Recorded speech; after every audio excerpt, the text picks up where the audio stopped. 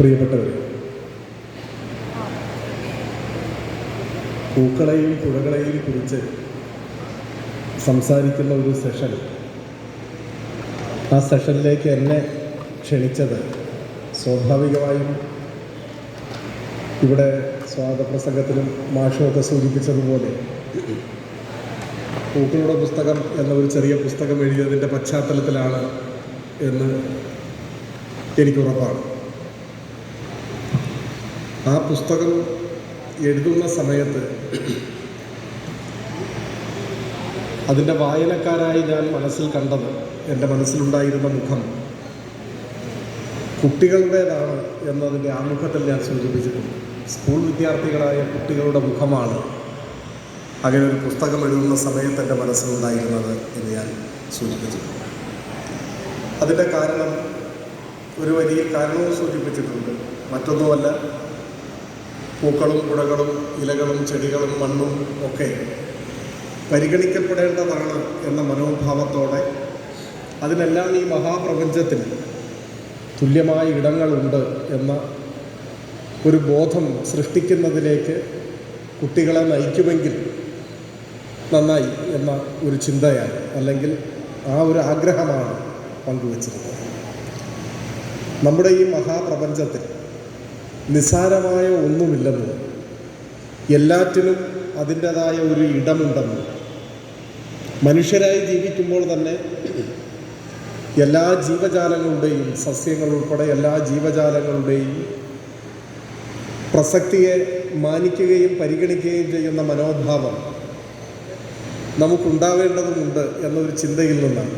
അതൊരു നൂതനമായ ചിന്തയൊന്നുമല്ല, ഒരു പുതിയ ആശയവുമല്ല. ഇപ്പോൾ എൻ്റെ ഗുരുനാഥനിൽ വള്ളത്തോൾ അത് ഭംഗിയായി ആവിഷ്കരിച്ചിട്ടുണ്ട്. ആമുഖങ്ങൾ ആവശ്യമില്ലാത്ത മലയാളത്തിലെ ഒരു കവിതയാണ് എൻ്റെ ഗുരുനാഥൻ. മഹാത്മാഗാന്ധിയെ പർവ്വതസമാനമായ ഔന്നത്യങ്ങളിൽ കുടിയിരുത്തുന്ന, ഗാന്ധിജിയോടുള്ള സ്നേഹാദരങ്ങൾ നിറഞ്ഞു നിൽക്കുന്ന മഹത്തായ ഒരു കാവ്യമാണ്. ഒരുപക്ഷെ സമാനമെന്ന് പറയാവുന്ന മറ്റൊരു കവിത കുഞ്ഞിരാമൻ നായരുടേതാണ്. സ്വതന്ത്രഭാരതത്തിൽ കുഞ്ഞിരാമൻ നായർ മഹാത്മാഗാന്ധിയെ ഹിമാലയ പർവ്വതവുമായാണ് ഉപമിക്കുന്നത്. ഇന്ത്യക്ക് 2 ഹിമാലയമുണ്ട് എന്നാണ് കുഞ്ഞിരാമൻ നായർ പറയുന്നത്. 2 ഹിമാലയം, ഒന്ന് സാക്ഷാൽ, മറ്റേതോ സത്യശുദ്ധമൂർത്തി ഗാന്ധി എന്ന് പറയുന്നുണ്ട്. ആ മഹാപർവ്വതത്തെക്കാൾ വേണമെങ്കിൽ ഒരല്പം കൂടി ഉയരത്തിലാണ് വള്ളത്തോൾ ഗാന്ധിജിയെ വർണ്ണിക്കുന്നത്. നമുക്കറിയാം, യേശുക്രിസ്തുവിൻ്റെയും മുഹമ്മദിൻ്റെയും രന്തിദേവൻ്റെയും ഹരിശ്ചന്ദ്രൻ്റെയും ശ്രീബുദ്ധൻ്റെയും എല്ലാം സകല സൽഗുണങ്ങളുടെയും വിളനിലമായി ഗാന്ധിജിയെ വള്ളത്തോൾ വിശേഷിപ്പിക്കുന്നു. എന്നാൽ എൻ്റെ ഗുരുനാഥൻ്റെ ആദ്യത്തെ വരി ലോകമേ തറവാട് തനിക്ക് ചെടികളും പുൽകളും പുഴുക്കളും കൂടി തൻ കുടുംബക്കാർ, അതാണ്. നമ്മളെല്ലാം വായിച്ചിട്ടുള്ള വരിയാണ്. നാവ് കൊണ്ട് മാത്രമാണോ വായിച്ചിട്ടുള്ളതെന്ന് പറയാൻ കഴിയില്ല. ലോകമേ തറവാട് തനിക്ക് ചെടികളും പുൽകളും പുഴുക്കളും കൂടിത്താൻ കുടുംബക്കാർ, ത്യാഗമെന്നതേ നേട്ടം താഴ്മതാൻ അഭ്യുന്നതി യോഗവിത്തവം ജയിക്കുന്നതൻ ഗുരുനാഥൻ എന്നാണ് വള്ളത്തോൾ എഴുതുന്നത്. ചെടികളും പുല്ലും പുഴുവുമെല്ലാം കുടുംബാംഗങ്ങളാണ് എന്നൊരു കാഴ്ചപ്പാട് വള്ളത്തോൾ മുൻപോട്ട് വെക്കുന്നു. ഗാന്ധിജിയെ ആദരിക്കുന്നതിൻ്റെ പശ്ചാത്തലമായാണ് എങ്കിലും അതൊരു മഹത്തായ ചിന്തയാണ്. പുഴുവിനെയും പുല്ലിനെയും കുടുംബാംഗമായി പരിഗണിക്കുക, അതൊരു മനോഭാവമാണ്. കമ്മ്യൂണിസ്റ്റ് പാർട്ടിയിൽ അംഗമായ സമയത്ത് നെരൂദ എഴുതിയ എൻ്റെ രാഷ്ട്രീയ കക്ഷിക്കെന്ന കവിതയുടെ ആദ്യത്തെ വരി, അറിയപ്പെടാത്ത മനുഷ്യരുമായി നീ എനിക്ക് സാഹോദര്യം നൽകി എന്നാണ്. അപരിചിതരായ മനുഷ്യർ, ഈ ഭൂഗോളത്തിൽ പല ഭാഗങ്ങളിലായി ചിതറിക്കിടക്കുന്ന കോടാനുകോടി വരുന്ന മനുഷ്യർ, തീർത്തും അപരിചിതരായവർ, ഒരു വാക്കുപോലും ഉരിയാടിയിട്ടില്ലാത്തവർ, ജീവിതത്തിൽ ഒരിക്കലും കണ്ടിട്ടില്ലാത്തവർ, പക്ഷെ അവരെല്ലാം എൻ്റെ സ്വന്തം സഹോദരങ്ങളാണ് എന്ന മനോഭാവം എനിക്ക് പകർന്നു തന്നു എന്നാണ് കമ്മ്യൂണിസ്റ്റ് പാർട്ടി അംഗമായപ്പോൾ തന്നിലുണ്ടായ മാനസിക പരിവർത്തനത്തെക്കുറിച്ച് നെരൂദ എഴുതുന്നത്. വള്ളത്തോളും നെരൂദയും പറയുന്നത് ഏറെക്കുറെ ഒരേ കാര്യമാണ്. മറ്റൊരർത്ഥത്തിൽ വള്ളത്തോൾ പറയുന്നു, ചെടികളും പുല്ലും പുഴുവും എല്ലാം കുടുംബാംഗങ്ങളാണ് എന്ന ഒരു മനോഭാവത്തെക്കുറിച്ചാണ് പറയുന്നത്. അതൊരു മനോഭാവമാണ്. വൈക്കം മുഹമ്മദ് ബഷീറുമായുള്ള ഒരു അനുഭവം എം.എൻ. കാരശ്ശേരി ഒരു പുസ്തകത്തിൽ പരാമർശിക്കുന്നുണ്ട്. അദ്ദേഹം പലരുമായുള്ള അനുഭവങ്ങളും സംഭാഷണങ്ങളും എല്ലാം ഓർമ്മിച്ചുകൊണ്ടെഴുതിയൊരു പുസ്തകമാണ് അടുത്ത കാലത്ത് പുറത്തിറങ്ങിയ പുസ്തകം. അതിൽ വൈക്കം മുഹമ്മദ് ബഷീറിനെ കുറിച്ച് പറയുന്നത്, വൈക്കം മുഹമ്മദ് ബഷീർ എപ്പോഴും ചായ കുടിച്ചു കഴിഞ്ഞാൽ ഗ്ലാസ് കമിഴ്ത്തി വയ്ക്കും എന്നാണ്. അങ്ങനെ ഒരാളെ ഞാൻ എൻ്റെ ജീവിതത്തിൽ ഇതുവരെ കണ്ടിട്ടില്ല. നമ്മളിൽ ആരെങ്കിലും അങ്ങനെ ശീലമുള്ളവരാണോ എന്ന് എനിക്കറിയുകയില്ല. സാധാരണഗതിയിൽ അങ്ങനെയല്ല. അപ്പോൾ കാരശ്ശേരി വൈക്കം മുഹമ്മദ് ബഷീറിനോട് ചോദിക്കുന്നുണ്ട്, എന്തുകൊണ്ടാണ് ഇങ്ങനെ ചായ കുടിച്ചാൽ ഗ്ലാസ് കമിഴ്ത്തി വെക്കുന്നത്? ചായയുടെ അവസാനം ആവശ്യത്വമൊക്കെ കമിഴ്ത്തി വെക്കുന്നിടത്തൊക്കെ ആവുമല്ലോ, വൃത്തികേടാവും സത്യത്തിൽ. അതിന് വൈക്കം മുഹമ്മദ് ബഷീർ പറയുന്ന മറുപടി, ചായ കുടിച്ചു കഴിഞ്ഞാൽ ഗ്ലാസ്സിൽ ഒരു ഇത്തിരിപ്പോളം ചായ ബാക്കിയുണ്ടാകും. അപ്പോൾ ആ ചായയിൽ വന്ന് ഉറുമ്പുകൾ വീണ് ചത്തൊടുങ്ങും. അങ്ങനെ സംഭവിക്കാതിരിക്കാനാണ് അദ്ദേഹം ഗ്ലാസ് കമിഴ്ത്തി വെക്കുന്നത് എന്നാണ്. നിങ്ങൾ ആലോചിച്ച് നോക്കൂ, ഒരു ഉറുമ്പിൻ്റെ പോലും ദുരന്തത്തിന് താൻ കാരണമായി കൂടാ എന്നൊരു ചിന്തയാണ്. അതിന് ഉറുമ്പ് സ്നേഹം എന്നല്ല പറയുക, അതിൻ്റെ പേരാണ് മനുഷ്യ സ്നേഹം. മനുഷ്യ സ്നേഹം എന്ന് പറഞ്ഞാൽ ഒരു മനുഷ്യന് മറ്റൊരു മനുഷ്യനോടുള്ള സ്നേഹം എന്നല്ല അർത്ഥം. മനുഷ്യൻ്റെ ഉള്ളിൽ സർവ്വചരാചരങ്ങളോടുമുള്ള സ്നേഹം എന്നാണ് അർത്ഥം. അപ്പോൾ താൻ കുടിക്കുന്ന ചായയുടെ അവശിഷ്ടത്തിൽ ഒരു ഉറുമ്പ് ചത്തുപോകുന്നത് സഹിക്കാനുള്ള ഹൃദയ കടുപ്പം ഇല്ലാത്തത് കൊണ്ടാവാം അദ്ദേഹം ഇങ്ങനെ ചെയ്യുന്നു എന്നാണ്. ഒരു ഉറുമ്പിന് പോലും വേദനയുണ്ടാവരുത് എന്നാണ്. അതും ഒരു നൂതനമായ ചിന്തയല്ല. ബഷീർ ആവിഷ്കരിച്ച ഒരാശയമൊന്നുമില്ല. അനുകമ്പാദശകത്തിൻ്റെ ആദ്യത്തെ വരിയിൽ ശ്രീനാരായണ ഗുരു പറയുന്നത്, ഒരു പീഡ എറുമ്പിനും വരുത്തരുതെന്നുള്ള ഒരു അനുകമ്പ. അനുകമ്പയുടെ വ്യാഖ്യാനം അതാണ്. ഒരു ഉറുമ്പിനെപ്പോലും നോവിക്കാത്ത മനോഭാവത്തിൻ്റെ മറ്റൊരു പേരാണ് അനുകമ്പ എന്ന് പറയുന്നത്. അപ്പോൾ പുല്ലും പുഴുവും ഉറുമ്പും നമുക്ക് ചുറ്റുമുള്ള സകലതും നമുക്ക് തുല്യമായി തന്നെ മാനിക്കപ്പെടേണ്ടതാണെന്നൊരു മനോഭാവം വളർന്നു വരുന്ന തലമുറയിൽ ഉണ്ടായാൽ അത് ഈ ലോകത്തിന് വളരെ ഗുണം ചെയ്യും എന്ന കാര്യത്തിൽ ഒരു സംശയവുമില്ല. പൂവും മഴയും മരവും ഒക്കെ മനുഷ്യരെ പോലെ സംസാരിക്കാൻ കൂടി കഴിയുന്നതാണ് എന്ന് തിരിച്ചറിയാൻ ഇത്തരം മനോഭാവത്തിൽ വളരുന്ന കുട്ടികൾക്ക് സാധിക്കും. 1963 മറ്റോ ആണെന്ന് തോന്നുന്നു, വിശ്രുതനായ കവി റോബർട്ട് ഫ്രോസ്റ്റ് സോവിയറ്റ് യൂണിയൻ സന്ദർശിക്കുന്നുണ്ട്. ഞാൻ ആ പുസ്തകത്തിൻ്റെ ആമുഖത്തിൽ അതൊന്ന് പരാമർശിച്ചിട്ടുണ്ട്. റോബർട്ട് ഫ്രോസ്റ്റ് സോവിയറ്റ് യൂണിയൻ സന്ദർശിക്കുമ്പോൾ ലോകം വളരെ ഗൗരവത്തോടു കൂടിയാണ് അതിനെ കാണുന്നത്. അമേരിക്കയിൽ നിന്നാണ് വരുന്നത്. ആദ്യമായാണ് ഫ്രോസ്റ്റ് അല്ലെങ്കിൽ ആ നിലയിൽ ഉയർന്നു നിൽക്കുന്ന ഒരു മഹാനായ കവി അമേരിക്കയിൽ നിന്നും സോവിയറ്റ് യൂണിയൻ സന്ദർശിക്കാനായി വരുന്നത്. ബെൻഡിങ് ദ വാൾ എഴുതിയ വിശ്വപ്രസിദ്ധനായ റോബർട്ട് ഫ്രോസ്റ്റിനെ വളരെ ഹൃദയപൂർവ്വം സോവിയറ്റ് യൂണിയൻ സ്വീകരിക്കുന്നുണ്ട്. സ്വീകരണത്തിന് ശേഷം എലീഷ്യ കഫേയിലെ സോവിയറ്റ് എഴുത്തുകാരുടെ ഒരു വലിയ സമ്മേളനത്തിൽ റോബർട്ട് ഫ്രോസ്റ്റ് സംസാരിക്കുന്നു. അദ്ദേഹത്തിൻ്റെ സംസാരത്തെക്കുറിച്ച് യോഗാധ്യക്ഷനായിരുന്ന എംജിൻ എവ്തുഷെങ്കോ ആ വേദിയിൽ വെച്ച് പരാമർശിച്ചത്, ദന്തഗോപുരങ്ങളിൽ നിന്ന് അലയടിക്കുന്ന വാക്കുകളല്ല നാം കേട്ടത്, പിന്നെയോ ഹരിതാഭമായ ഭൂമിയുടെയും വിശ്രുതാകാശത്തിൻ്റെയും ഇടയിൽ മുടങ്ങുന്ന മനുഷ്യത്വത്തിൻ്റെ ശബ്ദമാണ് നാം കേട്ടതെന്നാണ് എവ്തുഷെങ്കോ ആ പ്രസംഗത്തെ വിശേഷിപ്പിക്കുന്നത്. പ്രസംഗശേഷം റോബർട്ട് ഫ്രോസ്റ്റ് ആ വേദി വിട്ട് പുറത്തേക്ക് ഇറങ്ങുമ്പോൾ അദ്ദേഹത്തോടുള്ള ആദരസൂചകമായി ആ സദസ് ഒന്നടങ്കം അദ്ദേഹത്തെ അനുഗമിച്ചു. അപ്പോൾ ആ വേദിക്ക് പുറത്ത് ഏതാനും ചുവടുകൾ നടക്കുമ്പോൾ അവിടെ പാതയോരത്ത് വിടർന്നു നിൽക്കുന്ന ഒരു ചെടിയിലെ ഒരു ചെറിയ പൂവ് കണ്ട് അദ്ദേഹം കൗതുകപൂർവം ആ ചെടിയുടെ സമീപം നിന്നുവത്രേ. നിർനിമേഷനായി ആ പൂവ് നോക്കി നിൽക്കെ ഒരു കുഞ്ഞിനെ പോലെ റോബർട്ട് ഫ്രോസ്റ്റ് അവിടെ നിലത്ത് ഇരുന്നു എന്നാണ് പറയുന്നത്. നിലത്തിരുന്ന് അരുമയോടെ ആ പൂവിനെ അദ്ദേഹം തലോടിയത്ര.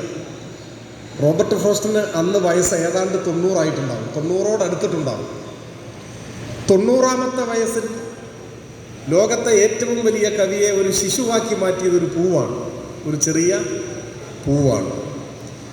ആ പൂവ്, ആ വേള അദ്ദേഹത്തെ കൂടുതൽ മനുഷ്യനാക്കി മാറ്റുന്നു, കൂടുതൽ ആർദ്ര ഹൃദയമുള്ള ഒരാളാക്കി മാറ്റുന്നു. ഇത് ഏത് പൂവും മനുഷ്യനെ പരിവർത്തനം ചെയ്യുന്നതിൻ്റെ ഒരു ഉദാഹരണമാണ്. ആ സന്ദർഭത്തിൽ അന്ന അഹ്മത്തോവ റോബർട്ട് ഫ്രോസ്റ്റിന് ആദരം പ്രകടിപ്പിച്ചുകൊണ്ടെഴുതിയ കവിതയുടെ പേര് ദ ലാസ്റ്റ് റോസ് എന്നായി. നമ്മളിപ്പോൾ ഒരാളെ സ്വീകരിക്കുമ്പോൾ ചിലപ്പോൾ ഒരു പൂ കൊടുത്ത് സ്വീകരിക്കും. എന്തിനാണൊരു പൂ കൊടുക്കുന്നത്?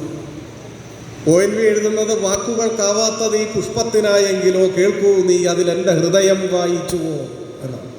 വാക്കുകൾക്കാവാത്തത് ഈ പുഷ്പത്തിനായെങ്കിലോ കേൾക്കൂ നീ അതിലെൻ്റെ ഹൃദയം വായിച്ചുവോ. ഓരോ പൂവിലും അത് കൊടുക്കുന്ന ഒരാളുടെ ഹൃദയം കൂടിയുണ്ട്. അതുകൊണ്ടാണ് പ്രണയിക്കുന്ന ഒരു പൂവൊക്കെ കൊടുക്കുന്നത്. എളുപ്പത്തിനൊരു സാധനം പറിച്ചു കൊടുക്കുകയല്ല, ആ വാക്കുകൾക്കാവാത്തത് പ്രതിഫലിപ്പിക്കുന്നു ആ പൂവിൽ എന്നാണ്. അങ്ങനെയാണ് ആ പൂവിനെ ONV വിശേഷിപ്പിക്കുന്നത്. അപ്പോൾ ഫ്രോസ്റ്റിനോട് ആ കുഞ്ഞു പൂവ് എന്തൊക്കെ പറഞ്ഞിട്ടുണ്ടാവും, ഫ്രോസ്റ്റ് എന്തൊക്കെ കേട്ടിട്ടുണ്ടാവും. ഇതൊക്കെ നമ്മളോടും പറയുന്നുണ്ട് പൂക്കൾ. ഇലയും മരവും പൂവും മഴയും ഒക്കെ നമ്മളോട് ഇതൊക്കെ പറയുന്നുണ്ട്. നമ്മളത് കാണുന്നുവോ കേൾക്കുന്നുവോ എന്നത് നമ്മുടെ മാത്രം ഒരു പ്രശ്നമാണ്. അത് കാഴ്ചയുടെ ഒരു പ്രത്യേകതയാണ്. എല്ലാവർക്കും ഒരേ കാഴ്ചയല്ല. അത് ഒപ്താൽമോളജിസ്റ്റിനെ കാണുന്ന പ്രശ്നമല്ല ഞാനിവിടെ പറയുന്നു. ഇപ്പം ഞാൻ കാണുന്നതാവില്ല നിങ്ങൾ കാണുന്നത്. എനിക്ക് ഉറപ്പുണ്ട്, ഞാൻ കണ്ട പൊന്നാനി അല്ല നിങ്ങൾ കണ്ട പൊന്നാനി. അത് രണ്ടുമാവില്ല മറ്റൊരാൾ കാണുന്ന പൊന്നാനി. പൊന്നാനി എന്ന് കേൾക്കുമ്പോൾ നിങ്ങളുടെ ഓരോരുത്തരുടെയും മനസ്സിൽ വരുന്ന ബിംബങ്ങൾ വ്യത്യസ്തമായിരിക്കും. AV ഹൈസ്കൂളിലേക്ക് നമ്മൾ വരുന്നു. ഞാൻ കണ്ട AV ഹൈസ്കൂൾ അല്ല നിങ്ങൾ കണ്ട AV ഹൈസ്കൂൾ. മേൽക്കൂരയും കെട്ടിടങ്ങളും മാത്രം കണ്ട് AV ഹൈസ്കൂൾ സന്ദർശിച്ച് മടങ്ങി പോകുന്നവരുണ്ടാവില്ലേ? ഉണ്ടാവും. ചിലരിതിൻ്റെ ചുവരുകളിൽ തൂങ്ങുന്ന M. ഗോവിന്ദൻ്റെയും ഉറൂബിൻ്റെയും TK പത്മിനിയുടെയും ഇമ്പിച്ചി ഭാവിയുടെയും ഒക്കെ ചിത്രങ്ങൾ കണ്ട് അവരുടെ കാലഘട്ടത്തിലൂടെ മനസ്സുകൊണ്ട് യാത്ര ചെയ്തിട്ടുണ്ടാവും. ചിലരാവട്ടെ ഇവിടെ ഈ AV ഹൈസ്കൂളിൽ ഒരു ബദാം മരം വളർന്ന് പന്തലിച്ച് നിൽക്കുന്നുണ്ട്, മനോഹരമായ ഇലച്ചാർത്തുകളുമായി. ചിലരുടെ മനസ്സിൽ ആ ബിംബമായിരിക്കും വരിക, പക്ഷെ അതിലൊരൊറ്റ ബദാം പോലും ഇല്ല എന്ന് മറ്റൊരാൾ കണ്ടെത്തിയേക്കും. അപ്പം അയാൾ കാണുന്നത് ഇല്ലാത്തൊരു കാര്യമാണ്. സ്കൂളുമുണ്ട്, കെട്ടിടങ്ങളുണ്ട്, ബദാം മരമുണ്ട്, പക്ഷേ അതിൽ ബദാം ഇല്ല. അപ്പോൾ ആ ഇല്ലാത്തൊരു കാര്യം കാണുകയും അത് ചൂണ്ടിക്കാണിക്കുകയും ചെയ്യുന്നവർ നമ്മുടെ ഇടയിലുണ്ടാകും. കണ്ണെന്ന് പറയുന്നത് കാഴ്ച സാധ്യമാക്കുന്ന ഒരു ഉപാധി മാത്രമാണ്. ആ കണ്ണുകൊണ്ട് മാത്രമല്ല മനുഷ്യൻ കാണുന്നത്. കണ്ണുകൊണ്ട് നോക്കുകയും ഹൃദയം കൊണ്ട് കാണുകയും ചെയ്യുക എന്നുള്ളത്. മനുഷ്യർ സംസാരിക്കുന്നത് നാവുകൊണ്ട് മാത്രമല്ല. 2001 പുറത്തിറങ്ങിയ മനോഹരമായ ഒരു ഇറാനിയൻ സിനിമയുണ്ട്, ബറാൻ എന്നാണ് സിനിമയുടെ പേര്. തിരുവനന്തപുരത്തിന് അന്താരാഷ്ട്ര ചലച്ചിത്രോത്സവ വേദിയിൽ ആ സിനിമ കണ്ട് ഞാൻ ഓർമ്മിക്കുന്നു. മജീദ് സംവിധാനം ചെയ്ത പ്രശസ്തമായ ഒരു സിനിമ, മനോഹരമായൊരു സിനിമ. ആ സിനിമയിൽ ഒരു വൃദ്ധനായ കഥാപാത്രം അങ്ങേയറ്റം ഉന്മേഷഭരിതമായി സംസാരിക്കുന്ന ഒരു സീനുണ്ട്. വളരെ ഊർജ്ജസ്വലതയോടെ പ്രതീക്ഷാനിർഭരമായ വാക്കുകൾ ഒരു ചെറുപ്പക്കാരനായ കഥാപാത്രത്തോടാണ് സംസാരിക്കുന്നത്. അപ്പോൾ അയാൾ അത്ഭുതം കൂറിക്കൊണ്ട് ചോദിക്കുന്നുണ്ടൊരു വേള, അങ്ങേക്ക് എങ്ങനെയാണ് ഇത്ര മനോഹരമായി സംസാരിക്കാൻ കഴിയുന്നത്? അതിന് വൃദ്ധരായ കഥാപാത്രം പറയുന്ന മറുപടി സബ് ടൈറ്റിലോ മറ്റോ എഴുതി കാണിച്ചത് ഇങ്ങനെയാണ്: because the words are came from my heart. വാക്കുകൾ എൻ്റെ ഹൃദയത്തിൽ നിന്ന് വരുന്നത് കൊണ്ടാണ് അത് മനോഹരമെന്ന് നിങ്ങൾക്ക് തോന്നുന്നു. ഹൃദയം കൊണ്ട് സംസാരിക്കാനും ഹൃദയം കൊണ്ട് കേൾക്കാനും കഴിയുക എന്നത് മനുഷ്യർക്ക് മാത്രം ഒരുപക്ഷെ സാധ്യമായൊരു കാര്യമാണ്. നമ്മൾ ഹൃദയം കൊണ്ട് സംസാരിക്കാറുണ്ടോ, നാം ഹൃദയം കൊണ്ട് കേൾക്കാറുണ്ടോ എന്നത് നമുക്ക് ഒരുമിച്ച് പരിശോധിക്കാവുന്ന ഒരു കാര്യമാണ്. എല്ലാ കാഴ്ചകളിലും ഇങ്ങനെ കാഴ്ചക്കപ്പുറത്തുള്ള മഹാലോകങ്ങളിലേക്ക് കടന്നു ചെല്ലാനുള്ളൊരു ക്ഷണമുണ്ട്. ആ ക്ഷണം സ്വീകരിച്ച് കടന്നു പോയാൽ നമുക്ക് പുതിയ ലോകങ്ങൾ ഓരോ പൂവും പുഴയും കാണിച്ചു തരും. പക്ഷെ നിങ്ങൾ നോക്കൂ, നമ്മുടെ സമൂഹത്തിൽ വന്നിട്ടുള്ള മാറ്റങ്ങൾ എത്ര വലിയ മാറ്റങ്ങളാണ്. സ്കൂൾ കുട്ടികളുടെ മുഖമാണ് വായനക്കാരായി എഴുതുന്ന സമയത്തിൻ്റെ മുന്നിലുണ്ടായത്, മനസ്സിലുണ്ടായിരുന്നത് എന്ന് ഞാൻ പറഞ്ഞത്, ഏതെങ്കിലും ഒരു പ്രതീക്ഷ വെച്ച് പുലർത്തുന്നുണ്ടെങ്കിൽ വളർന്നു വരുന്ന തലമുറയിൽ മാത്രമാണ് ഞാൻ. നിങ്ങൾക്ക് വ്യത്യസ്ത അഭിപ്രായം ഉണ്ടാകും. മുതിർന്നവരിൽ നിന്നൊരു നന്മയും ഞാൻ പ്രതീക്ഷിക്കുന്നില്ല. വളർന്നു വരുന്നൊരു തലമുറ പുതിയ ലോകങ്ങൾ സൃഷ്ടിച്ചേക്കും എന്ന് പ്രതീക്ഷിക്കുന്നുണ്ട്. അങ്ങനെ സൃഷ്ടിച്ചിരുന്നെങ്കിൽ നന്നായി എന്ന് ആഗ്രഹിക്കുന്നുമുണ്ട്. പക്ഷേ ഈ മഹാപ്രപഞ്ചത്തിൻ്റെ വിസ്മയങ്ങളിലേക്ക് കടന്നു ചെല്ലാൻ കുട്ടികളെ അനുവദിക്കാത്ത ഹൃദയശൂന്യരായി ഭൂരിപക്ഷം വരുന്ന രക്ഷിതാക്കളും വർത്തമാനകാലത്ത് മാറിയോ എന്ന സംശയം എനിക്കുണ്ട്.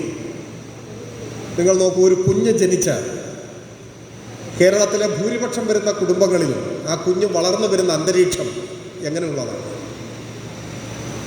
കൊച്ചുകുട്ടികൾ ഭക്ഷണം കഴിക്കാതെ വാശി പിടിച്ച് കരയുന്ന സമയത്ത് ഏതാണ്ട് സർവ്വസാധാരണമായി കുഞ്ഞുങ്ങളെ ഭക്ഷണം കഴിപ്പിക്കാൻ ഉപയോഗിക്കുന്നത് കാർട്ടൂൺ ചാനലല്ല, അത് കാണിച്ചു കൊടുത്തുകൊണ്ടാണ്. അല്ലെങ്കിൽ തത്തുല്യമായ മറ്റെന്തെങ്കിലും മൊബൈൽ ഫോണിലോ ടി വിയിലോ കാണിച്ചു കൊടുത്തുകൊണ്ടാണ്. പണ്ട് ടെലിവിഷനും മൊബൈൽ ഫോണും അത്ര സർവ്വസാധാരണമല്ലാതിരുന്ന കാലത്തൊരു പക്ഷേ മറ്റു മാർഗങ്ങളാവും അമ്മമാർ ആശ്രയിച്ചിട്ടുണ്ടാവുക. കുഞ്ഞിനെ എടുത്ത് മുറ്റത്തൂടെ നടന്നിട്ടുണ്ടാവും. അപ്പോൾ തൻ്റെ ചുറ്റുമുള്ള വൃക്ഷങ്ങളും ചെടികളും പൂക്കളും കാറ്റും മഴയും ഒക്കെ കാണുകയോ അറിയുകയോ ചെയ്യാനൊരു അവസരം കിട്ടിയിട്ടുണ്ടാവാം. രാത്രി കുഞ്ഞിനെയും എടുത്ത് മുറ്റത്ത് ഉലാത്തുമ്പോൾ ആകാശം കണ്ടിട്ടുണ്ടാവാം. ആകാശത്തിലെ നക്ഷത്രങ്ങൾ കണ്ണു ചിമ്മുന്നത് കണ്ട് വിസ്മയിച്ചിട്ടുണ്ടാവാം. താഴേക്ക് എന്തെത്ര സൂക്ഷിച്ചു നോക്കുന്നു താരകളെ നിങ്ങൾ നിശ്ചലരായി, നിങ്ങൾ തൻ കൂട്ടത്തിൽ നിന്നും ഇപ്പോഴാരാനും അങ്കമാർ നൂടിയിൽ വീണുപോയോ എന്ന് വള്ളത്തോൾ തന്നെ ചോദിക്കുന്നുണ്ട്. വള്ളത്തോളിന് അങ്ങനെ എഴുതാൻ കഴിഞ്ഞത് ആകാശം കണ്ടതുകൊണ്ടാണ്. ആകാശത്തെ അസംഖ്യം നക്ഷത്രങ്ങളെ ശ്രദ്ധിക്കാൻ കഴിഞ്ഞതുകൊണ്ടാണ്. ആ നക്ഷത്രങ്ങളുടെ ഭാഷ ഒരു ദിവസം കൊണ്ട് കൈവന്നതാവാനിടയില്ല. ആകാശത്തിലെ നക്ഷത്ര കൂട്ടങ്ങളിൽ നിന്നൊന്ന് താഴേക്ക് വീണുപോയത് കൊണ്ടാണോ ഇങ്ങനെ സൂക്ഷിച്ചു നോക്കുന്നത് എന്ന കാവ്യഭാവന നക്ഷത്ര നിർഭരമായ ഒരു ആകാശത്തിൽ മാത്രമേ, ആകാശത്തിൻ്റെ സാമീപ്യത്തിൽ മാത്രമേ ഒരു കവിയുടെ മനസ്സിൽ വിടരാൻ സാധ്യതയുള്ളൂ.